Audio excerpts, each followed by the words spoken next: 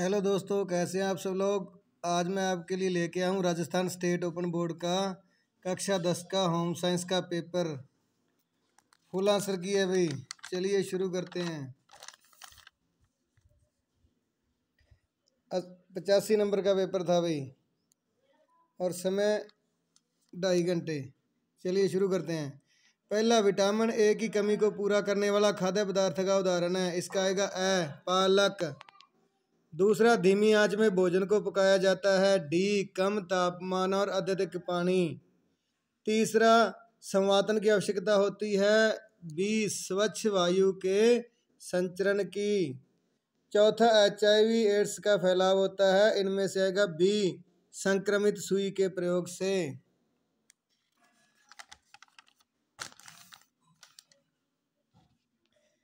पांचवा, बिजली के कनेक्शन से चिपके हुए व्यक्ति को अलग करने के लिए हॉकी स्टिक का प्रयोग करें। छठा, फ्रैक्चर वाले अंग या भाग को किसके साथ बांधा जा सकता है। तो भाई मेरे को इसमें थोड़ा सा डाउट है। इसमें मेरे हिसाब से या तो ए या डी आना चाहिए, क्योंकि लकड़ी की छड़ से भी बांधा जा सकता है। दूसरा, अगर ये चीज़ें न हों तो उपयुक्त सभी भी समाचार पत्र है उसको रोल करके या स्केल आदि से भी बांधा जा सकता है। तो आप कमेंट करें इसमें से आपको कौन सा सही लगेगा। सातवां, निषेचित अंडे को कहते हैं बी, जाइगोट यानी कि युग्मक। आठवां, रोचक और आकर्षक खिलौने बच्चों के कौन से विकास में सहायक होते हैं।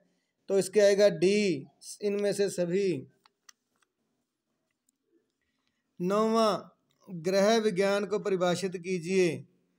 तो सरल भाषा में घर की वस्तुओं का तथा व्यावसायिक वस्तुओं का सुनियोजित तरीके से प्रयोग करने की कला गृह विज्ञान है।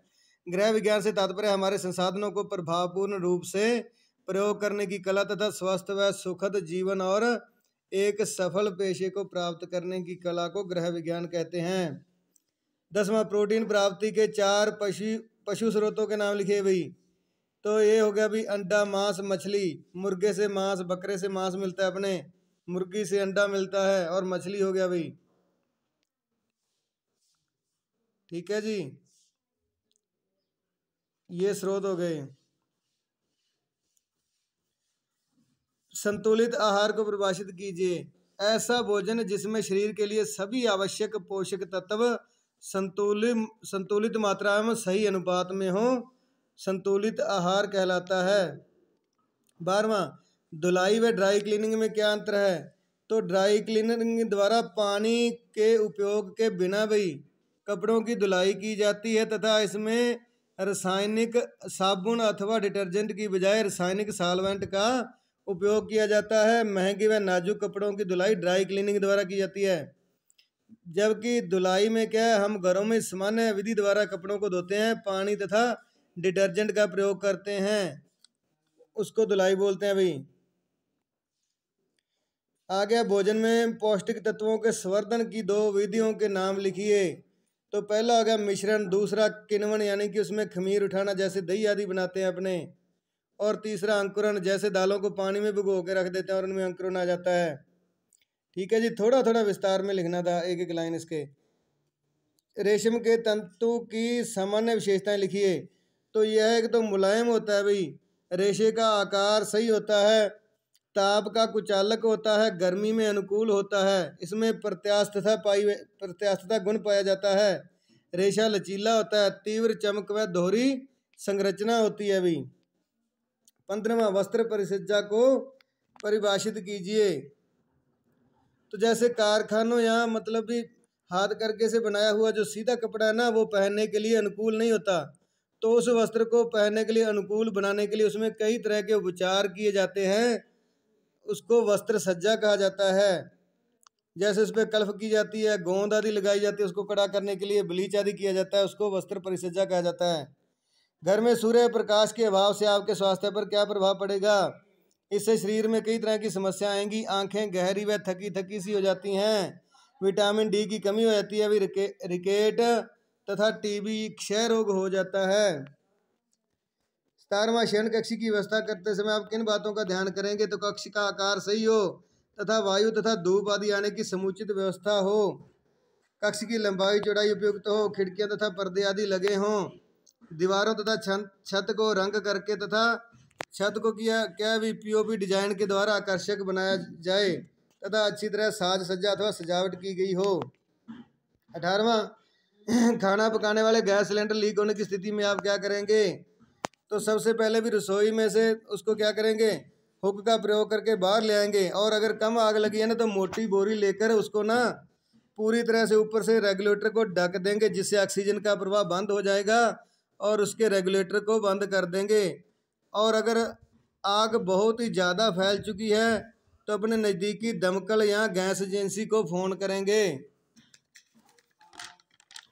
तथा ऐसे सिलेंडर को क्या है भी किसी संकरी जगह या रसोई से निकाल कर किसी खुली जगह में डाल देंगे, ताकि कम से कम नुकसान हो, जहाँ कहीं किसी व्यक्तियों का आना जाना न हो। 19वां आय से क्या तात्पर्य है? धन के रूप में श्रम शक्ति द्वारा जो कुछ अर्जित किया जाता है तथा परिवार में आता है उसे आय कहते हैं। 20वां समय योजना तैयार करने के 2 लाभ।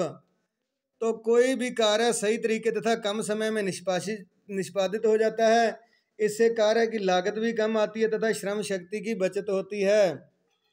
21वां हल्के और भारी कार्य में अंतर स्पष्ट कीजिए। तो भारी कार्य में भी ऊर्जा की खपत ज़्यादा होती है, शारीरिक श्रम ज़्यादा करना पड़ता है।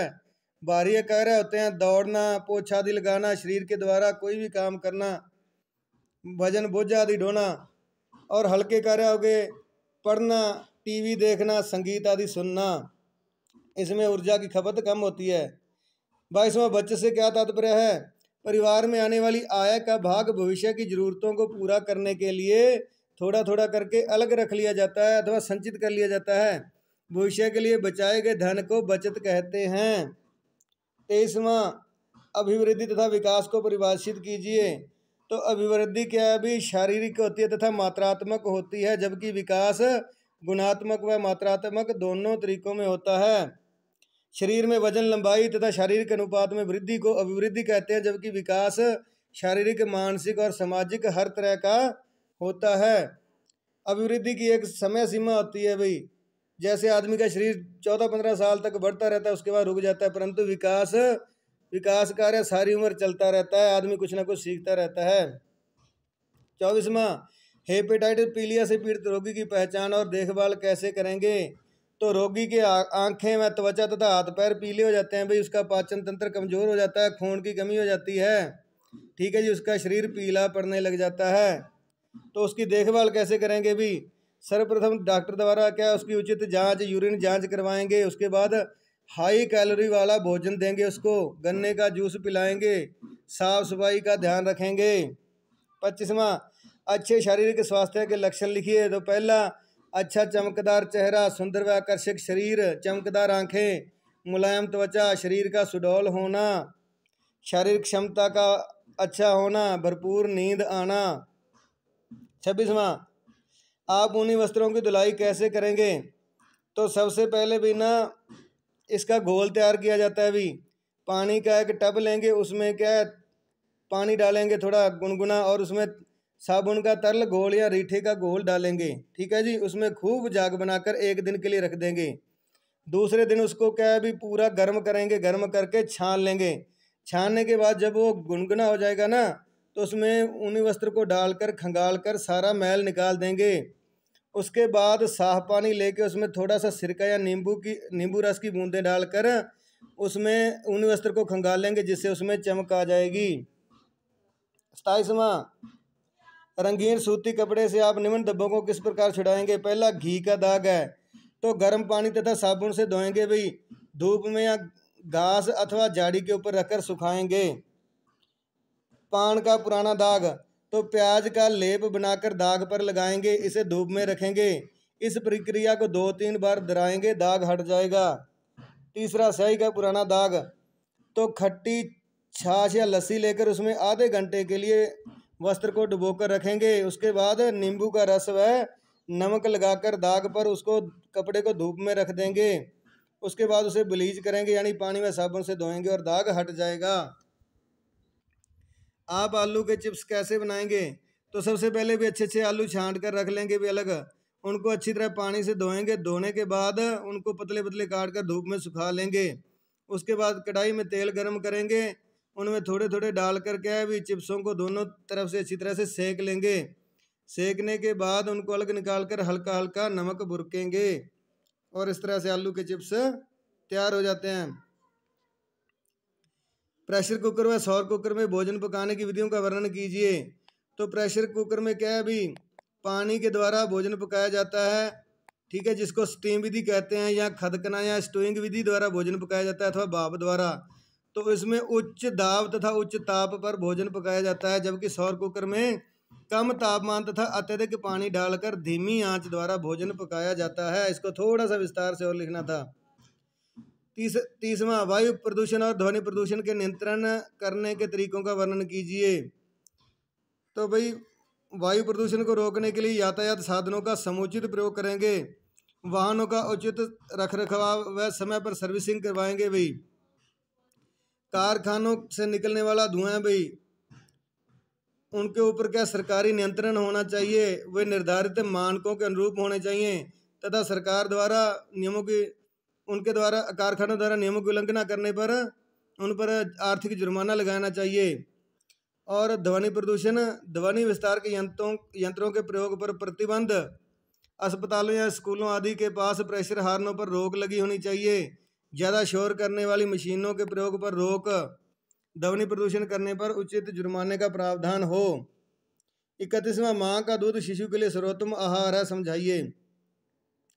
माँ का दूध स्वच्छ, जीवाणु रहित, कीटाणु रहित, सुपाच्य तथा पौष्टिक होता है। शैशवावस्था में या बालक के पोषण के लिए माँ का दूध अत्यंत ही सर्वथा उचित है। इसमें सभी पौष्टिक तत्व भरपूर मात्रा में होते हैं तथा इसका तापक्रम जो कि टेम्परेचर है ना वो भी सही होता है बच्चे के लिए और बच्चे के विकास के लिए बहुत ही जरूरी है। अधिकार और उत्तरदायित्व एक दूसरे से संबंधित हैं, कैसे? तो एक परिवार तथा एक समुदाय में सदस्य के रूप में हर व्यक्ति के कुछ अधिकार होते हैं और कुछ क्या भाई उत्तरदायित्व यानी कि जिम्मेदारियां होती हैं। जब अधिकार व उत्तरदायित्व दोनों एक साथ चलते हैं तो परिवार तथा समाज में चारों ओर शांति, तरक्की, खुशहाली और सामंजस्य बना रहता है। इसमें 2-3 लाइनें और ऐड कर देनी थी। 33वां, घरेलू गतिविधियां करते समय ऊर्जा बचाने के 4 तरीकों का वर्णन कीजिए। तो पहला, अनावश्यक क्रियाओं को घटाकर, दूसरा, कार्यों को क्रमानुसार करना, तीसरा, काम करने में कौशल का विकास करके, चौथा, उचित ऊंचाई पर कार्य करके तथा श्रम बचाऊ उपकरणों का प्रयोग करके। 34वां, परिवार के जीवन चक्र का वर्णन कीजिए। तो परिवार के जीवन चक्र के ज्ञान से जीवन के प्रत्येक स्तर पर चुनौतियां तथा आवश्यकताओं को समझने में सहायता मिलती है। यह प्रत्येक स्तर पर चुनौतियों से निपटने तथा जीवन की प्राथमिकताओं के नियोजन के लिए सही मन स्थिति और तैयार करने में सहायक होता है। यह एक स्तर से दूसरे स्तर में सुगम तथा सफल पारगमन सुनिश्चित करता है। जीवन चक्र का ज्ञान परिवार में परिवेश की प्रकृति व कारणों और परिवार के सदस्यों के विकास में इसके प्रभाव को जानने में सहायक होता है। इससे एक स्वस्थ तथा खुशहाल पारिवारिक व्यवस्था का जन्म होता है। इसके बाद 35वां भाई, किशोरावस्था में होने वाले शारीरिक परिवर्तनों का वर्णन कीजिए। तो पहला क्या भी किशोरों के स्वभाव में परिवर्तन आता तथा आवाज में भारीपन आ जाता है, ठीक है जी। दूसरा, मानवीय संवेगों में परिवर्तन, जैसे कि अचानक ही गुस्सा आ जाना या ज़्यादा खुशी या ज़्यादा गमी, मानवीय संवेगों में परिवर्तन। तीसरा, उनमें लैंगिक परिवर्तन आ जाता है भाई शारीरिक तौर पर, ठीक है जी। चौथा, जननांगों का विकास। 5वां, लंबाई व वजन में वृद्धि। तो इनका थोड़ा थोड़ा विस्तार करना था।